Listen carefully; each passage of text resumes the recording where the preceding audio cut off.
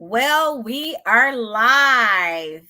We are live. So, welcome to Weekly Wisdom Live, brought to you by WOIII, Women of Impact and Innovation International, honoring wisdom while building the next generation of innovative women leaders. Each month, we will be focusing on one topic, and each week, we'll be diving deeper into different aspects of that topic.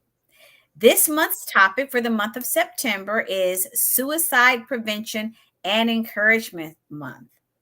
My name is Sabrina Protic, and alongside me is my co-host today, Tandi Miani. Miani, I hope I got that You right. got it, Miani. Tandi Miani, how are you? I am so excited to be here. Let me tell you, my clinic, I my clinic normally is done at 4:30, but I ran over and the last patient, I hope I took good care of him because I was like, you gotta go. but You got to be on this. We got someone saying hello already. Oh, hello, welcome. Look, this is hello. Wonderful to see you, ladies. There you go. We got Can somebody. you put your name in the chat because we can't see it? It just says Facebook user. Yeah, let us know who you are. So, Yeah. Tandi, tell us, where are you streaming from? I am in the nation's capital, Washington, D.C. Wonderful. I'm streaming from Tampa, Florida. So we are complete opposite ends. And tell us, what do you do? I wear many hats. I am an eye surgeon and transformational speaker and coach. I help people that are going through tough times and I help them to rise up, find their power, and live their best lives. That's amazing. So, an eye surgeon, and also you help with the inner person. Yes, I like to say I help to improve eyesight and insight. Oh my goodness, that's crazy. Tandi, wait, you're from Scotland. She's from Scotland. What is your name, Scotland? So we have someone from Scotland. I don't think Oh my goodness. We never had anybody from Scotland. We got Dr. Shelley tuning in. Hi, Dr. Shelley. Wonderful. Pittsburgh, Pennsylvania. Dr. Shelley co-hosted our Powerful Women's Summit that we had in Pittsburgh, Pennsylvania with the Global Sisterhoods along with WOIII. Total success. Thank you for all that you've done. We got somebody else saying hello. Tandi, you're bringing it in right now, Tandi. Woo-hoo! This is such an important topic. This is such an important, and I want everybody to be a part of the conversation. If you have wisdom to add, if you have experience that you'd like to share, please put it in the chat. We got more people. It says, here we go. First, then, pleasure to be here. This is wonderful. So we got Tandi coming in, eye surgeon. She also helps with the insight, the inner person. I'm Sabrina Protic. I'm more on the financial space, but my book is Hindsight to Insight, Tandi. So when you said insight, I'm like, okay, it's the clearer vision on money.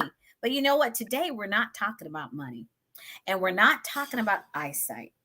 We're talking about suicide prevention and encouragement month. And Tandi volunteered to take this subject matter on. Tandi, why did you volunteer to talk about this? This is such an important topic, and it's one that is near and dear to my heart. As a physician, female physicians have one of the highest rates of suicide out of all professions and physicians in general. I am also a proud major in the United States Army, and unfortunately, also veterans who go through so much to protect our safety. They also have a high rate of suicide, and it is my desire for us to have a suicide rate of 0. Now, that might not be completely possible, but if we all come together, if we share knowledge and wisdom, then we can definitely get it lower. Because recently, the rates of suicide in the last couple of years have been going up, and we need to turn that trend around. It's interesting that you say that. This is new to my ears. I was just speaking to Carrie Petrush. Carrie, if you're out there, poor Carrie, she broke her foot. I don't know if you're aware of that. Carrie broke her foot. I think it was somewhere in between the summit. But in talking to her and getting to know her, her past life was military. and she worked with people who were committing suicide. And I didn't know that that was a problem in the military, but it's a big issue. Some of these younger people, even older people, they get sent off to the military. They're alone. I don't understand the mindset, but suicide is one of the bigger issues there. So thank you for bringing that up. Yeah, actually, I mean, if you think about what veterans go through, a lot of times they are in the line of fire. They're constantly seeing people die in front of them. It's very traumatic. But interestingly, I have a colleague in the military who works with suicide prevention, and he told me, you'll never guess what the most common reason for people in the military dying by suicide. Do you know what the most common issue that they're having is? Missing their family. Can anyone guess? Who knows what the common issue is? The thing that sends people oftentimes over the edge with the soldiers. Is it loneliness? It's relationship problems. Somebody said trauma. Tani, somebody said trauma. Yes. So PTSD, post-traumatic stress disorder, is definitely huge with veterans, but that's not the number one cause of suicide in people who die by suicide. It is actually the most common thread is that they're having relationship problems. Wow, I'm going to put that out there. So relationship issues is a common cause. And I want to say, somebody said it's a choice, and it is a choice, and it's not a choice. It's a disease process that affects. Depression is a disease process. It's a chemical imbalance that affects someone's thinking. And just as people can choose to, which I don't know how much of a choice really it is, but just as people can make that choice, we can encourage people and we can support people to make different choices. And that's what we hope to do here, is to help empower people to make different choices. I just want to share some names. Chelsea Christ, 30 years old, former Miss USA and attorney. Moses Mosley, 31 years old, Walking Dead actor.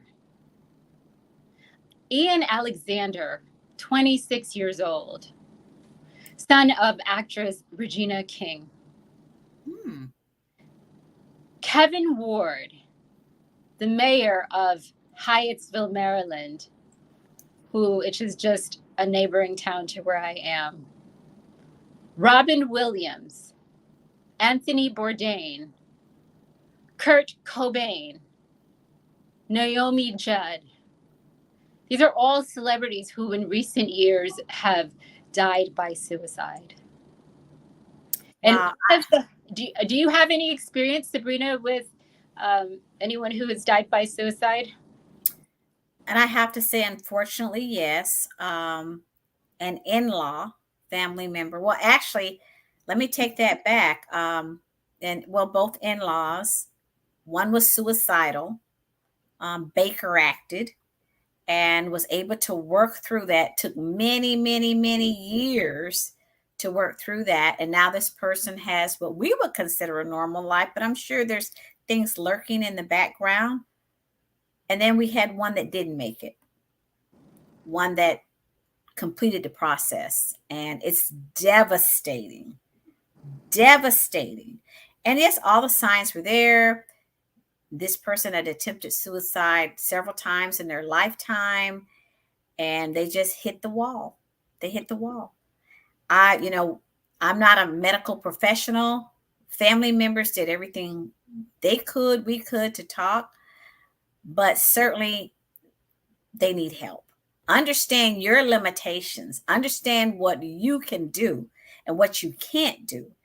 And really they need, and I don't even like to use the word they, individuals that are suicidal, that are suffering from these thoughts of depression, loneliness, emptiness, need someone who specializes in those fields.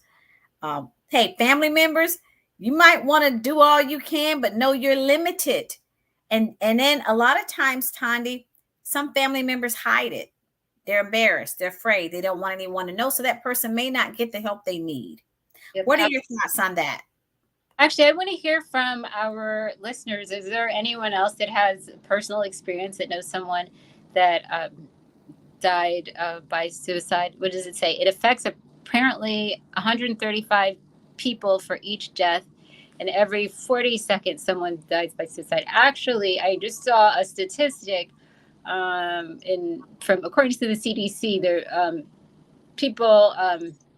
There's one death in the United States, at least. It's one death every 11 minutes. And in 2021, 48,000 people died by suicide. However, interestingly, 12.3 million people seriously thought about suicide.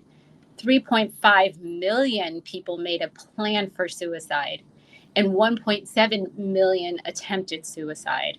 So to me, those are somewhat encouraging statistics, because that means that there's a lot of people that are feeling suicidal but decide not to ultimately go through it with it. And I would say that there are things, and I would like to talk about some of those things. There are things that we as friends and loved ones and professionals can do when someone is suicidal. But at the same time, one of the things that happens a lot of times when somebody dies by suicide, the people around feel guilty, like, oh, I should have known, I should have figured it out, I should have been able to do something. But when someone is really intent on committing or on dying by suicide, they hide it. They're very good at hiding it, and sometimes there can be no signs, which is why it's important for us to check on each other. We need to check on each other. Yes, Tandy. And someone put a comment, most hide it. One of the challenges, though, is that a lot of times when people are feeling suicidal, and I have a friend who sometimes feels suicidal, she struggles with depression. And sometimes for some people, depression is a lifelong battle. And when somebody says, you know what, I really just want to die right now, I just really feel awful, and my life is just not worth living. For me, I will speak for myself, and I know that there are other people that feel the same way. It is hard to hear somebody you love say those things. And my knee-jerk reaction is to because when I see them about to fall, it's almost like they're about to fall off a cliff. And what I want to do is pull them back from the cliff. And I want to say, no, you have so many things to be thankful for. No, things will get better. No, but that's absolutely the wrong thing to do. Judging someone for feeling like killing themselves is the wrong thing to do. The right thing to do is, instead of trying to pull them back to where you are, is to go be with them and sit with them where they are. Let them know that it is okay. It is okay that you feel, there are so many facets. It's not all down to depression. Absolutely. Terminal news and hormonal changes are also high on the list. Absolutely. Thank you. And if you can put your name after your comment, because it just says Facebook user, so that we can acknowledge you. But absolutely, the depression is one of the most common risk factors for suicide. There are many. For instance, people who are, like I said, physicians have a higher rate of suicide. Veterans have a this is Simone. Hi, Simone. Thank you for your comments. So what I was saying is, rather than trying to talk them out of it, allowing them to express themselves fully without judgment, allowing them to feel what they feel, and let them know that it's okay. Because if someone is thinking about suicide, there are 12.3 other million people who are also thinking about suicide in that same year. So let them know that they're not alone. I would listen without judgment, without any, and then platitudes. That's the other thing. A lot of times we like to throw platitudes at people, which it's another word for platitude, just like cliched phrases that Crusade, people yes. like, oh, God won't put more on you than you can bear, or you just gotta wait on the Lord. Or at church, we're really good at we're really good for those, and that's oftentimes not helpful. Or like when somebody dies, oh, God sent another angel to heaven, or what people say crazy things. Listen twice and speak once. Listen, validate, and listen some more. Yes. So, one, listen and be with them and allow them to be where they are. Number two, encourage them to get help. If you, I don't know in Scotland, but in the United States, if you're in the United States and you are even thinking about it or just even feeling really bad, you don't have to be suicidal. You could call 988. It's like the 911 of for suicide. 988. There's someone there every day of the year, every hour of the day. You can call and get help. Let's see. Um, it's the fear to be in the knowing that makes people look the other way. And what then? Am I responsible when I know? Actually, well, you're never responsible for anybody's else's um, Choices. choices. Thank you. And the other thing, after you listen, ask. There are certain questions to people that are intent on dying by suicide. They have a plan. So if somebody is just thinking about it, but they don't actually have a plan, then they are not as far down the road. But if somebody says they have a plan and they know, like, they've thought about how they're going to do it, that's a like a 911 situation. If you have to go over to their house, if you have to call them, stay on the phone with them, don't hang up the phone with them. But that's a really serious situation and you don't want to ignore it. And sometimes people are afraid to ask the questions because they're afraid to hear the answers. So ask people, like, it's okay to ask, how are you doing? It sounds like you're having a hard time. Have you ever thought about hurting yourself? Or when people start asking the questions, have you ever thought about how you would do it? Those are 3 pearls that I would give. Listen twice, speak less, and ask the questions and encourage them to get help. And I think that's, first of all, you've identified something that I was taught when I got my certified as a life coach. It's important to listen. More important to listen than to speak. Listen to what the situation is and understand it. And I've heard it says ask, listen, ask again. They call it three-way communication because you want to hear them repeat it, but without judgment. You mentioned something without judgment. Yes. And that's very, very important to not judge someone. Because I gotta plug my computer in. Sorry about that. You're good. To do that. Now we have Alexis. She's trying to come in with us. Oh, Melissa, great. are you there? Is amazing. Let's Melissa, see if we can get Melissa on here. There she is. Yay! Hi. Hi, Melissa. Hi, Dr. Tandy. I'm so happy you could join us. Thank you for inviting me. Hi, Sabrina. How are you? Wonderful, wonderful. So Good happy to meet that you you. could join So us.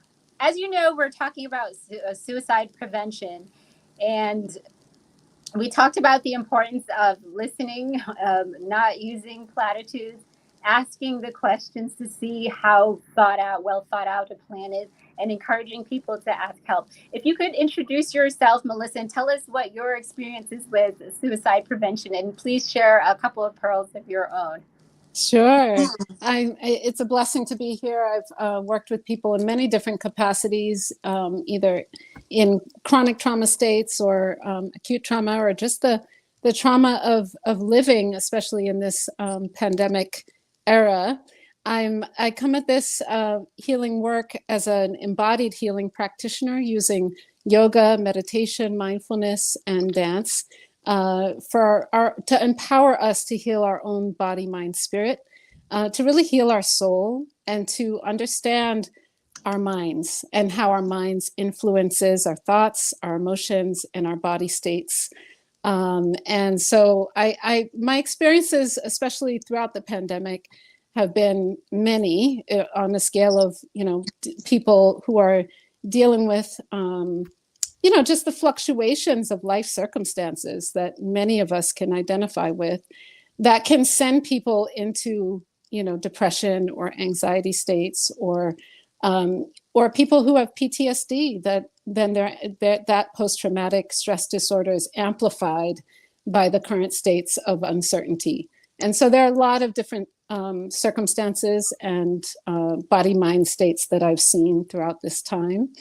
I think the one thing, as I think about, and I've sat and listened to you all, and love all of the tips that you're giving people, the one thing that I can contribute from a mindset perspective is just really thinking about when anxiety arises in the body. I'm not sure how many of us can identify with that who are here and listening, but feel free to drop in the chat, some of the things that are popping up for you. What are some of the thoughts? Our thoughts influence our emotions, but sometimes it's also coming from the energy states of the body, which in a yogic perspective, we share this huge energy field. Science shows and tells us that we are all energy. And so we are all connected in that way, in the ways that we understand how connected we are now throughout the pandemic. And so when we're connected in this way, and we get to use social media and we see the news, we understand that what's going on in our minds, the thoughts that arise, may not all be ours. And so I'll say that again, our thoughts are not all our own. And so when thoughts arise and they're out of anxiety or fear or uncertainty, really to take a pause and to notice, oh, what is the thought that's really coming to me again and again? And thoughts usually are repetitive. I have this joke that I wrote down about how if you've ever looked at your mail and you notice that, if you've been away for a week, you'll notice the mail gets repetitive. You'll receive the same things in the mailbox. That's how our minds are. The thoughts get repetitive. And if you really look at them, even though they might have different flavors and variations, it's usually the same thought that is challenging you again and again, that's producing the same feeling. And so to really stop and notice what that is, so take a moment for right now. I always integrate a moment of practice. So if it's okay, I'll just ask us to take a moment and take a deep breath in. And exhale out of the mouth, long breath out. So this is just a way to take a pause. Take another breath in. And exhale out. Already the cadence of my voice is slowing down. And my voice just dropped an octave. Take one more deep breath in. And a deep breath out. So we've created a little bit more space. And now notice what's arising in your thoughts. And we notice, as Dr. Tandy said, with no judgment, just collecting the data. What's that information there? Just notice for a moment. And sometimes we might not know, and that's okay. You can say, I don't know, and then go to your body state. What physical sensations do I feel? Sometimes we're not aware at all of our bodies. So then notice. So somebody comes to you particularly in a pain state, and they need to talk, or they're crying a lot, or a lot of anxiety or stress is coming up, or fear. You can guide them. We don't have to be certified yoga teachers. You can, if you know how to pause and breathe 3 times for yourself, you can, holding friends' hands, saying, okay, I'm with you, looking in their eyes. Can you take a deep breath with me? How are you feeling right now? Tell me what's on your heart, and really going to that heart place, which, as Dr. Tandy said, can be hard, because then you're doing what's known as holding space. And some of us, if we are in an anxious state ourselves, we may want to back away from that holding space. But if somebody has felt safe enough to come to you, and you feel or you are that person going safely to somebody else. See if you can take that moment, to arrive into that place of pause together, to arrive into that slowing down, and then from that heart space, invite them to tell you what's on their heart. To notice, ask them, what are the thoughts that are coming up? What's really driving you to feel, oh, I feel hopeless. Okay, what's really making you feel hopeless? They may not have known up until that moment, up until they paused, up until they're sitting with somebody who they feel, is sacred space and they can trust. They may not have known what's behind that thought or that feeling of hopelessness. And then they could say to you, in this practice of asking questions, I, like you, Sabrina, I'm a coach. I'm a life coach and a spiritual embodiment coach. And so it is this work of like getting into our bodies to understand, well, where's this coming from? What is this? Oh, I was triggered because of X, Y, Z, or, I've been waiting for this to happen and it hasn't happened. I just feel like this will never happen. And I'm starting to feel hopeless. So just asking questions, as Dr. Tandy said, which is the practice of coaching, which I know the three of us have in common. So I'll stop there. I love that. Let me take for a second. I want to share, because we invite our audience to participate, and someone posted this information. I want to put it out there. Dr. Tandy, would you read that? Oh, great. Okay, great. We've got information for the UK. For the NHS, you will call 911 and it's a free phone call. And there's also the Samaritans. That number is 116-123. And then the breathing space is another option for help if you're in the UK. And wherever you are in the world, there are resources for you. And so the breathing space one, I think it was 0800-8385-87. And then there's always in the United States 911, or in the UK 999. And I love mnemonics. That's how I made it through medical school, ways of remembering. And so based on what Melissa was saying, I just want to put it into a mnemonic, which is the ABCs. Remember your ABCs. A for awareness of your body, awareness of your breath. And the great thing about breathing is that it's available to us all the time.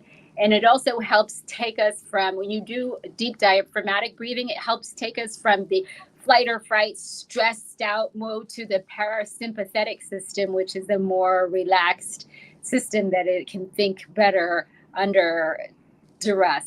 So awareness is one, B is breathing, and C is coach. Put on your inner coach and ask those questions. Are there anything else that you would like to end with from Sabrina or Melissa? I think you have done a great job of bringing us full circle, identifying the mindset, some of the underlying problems. We even talked about people in the military. I love how Melissa pulled in the PSTD. That's a really big thing. And actually, one of our Facebook users mentioned that. So there are a lot of connectivity. And also, Dr. Tanya, we talked about the importance of listening. And then we just had a Facebook user that said, get help. So knowing our limitations, I absolutely love the slowing the thought processes down that Melissa just took us through, the breathing, because I did go to a different space when I went through that breathing exercise. So I think we can leave this right here. Take time to sit back, relax, breathe, ask questions that Dr. Tandy mentioned, ask questions, listen, ask questions again, and then most importantly, steer people for professional help. Understand your limitations. Everybody agree on that? Understand your limitations. Absolutely. Yes, absolutely. As a physician, I'm a physician who has been trained. I am legally required, if somebody tells me that they are planning on hurting themselves, I have to call to get them help. I'm required to. And I have had two friends and colleagues who call hospitals. You can call a hospital when you're sitting right with your friend and say, the asking questions is so that we can advocate for them. There are hospitals that will take somebody who is in an immediate suicide crisis, and they can be on a short-term, stay. So they can be admitted that evening, that day, so that they can get the urgent help that they need. Thank you so much for stating that.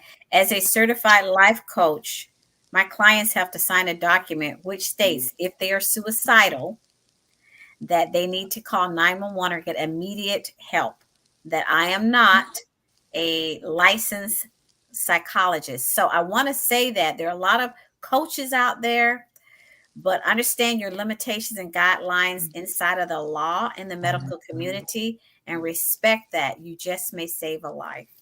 So this is Suicide Prevention Month and Encouragement Month.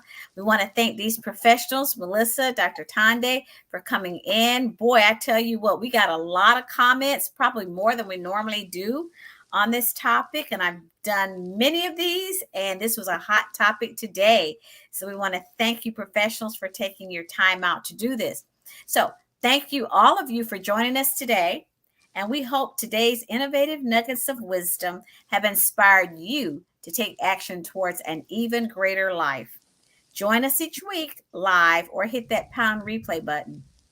For more information and to join us as a moderator, a board member, or to attend one of our up and coming summits, we just had one in August, our Powerful Women Summit in Pittsburgh, Pennsylvania, reach out to me, Sabrina Prochik, or Crystal Richardson for details. We want you to have a great week and to continue to live each day unapologetically with honor and gratitude. And remember, keep rising because, woman, you are powerful. Goodbye from us, everyone. Take care, everybody. Take good care of yourselves and check on each other. Yes. Peace. Thank you. Peace. We got to thank you out there. Okay.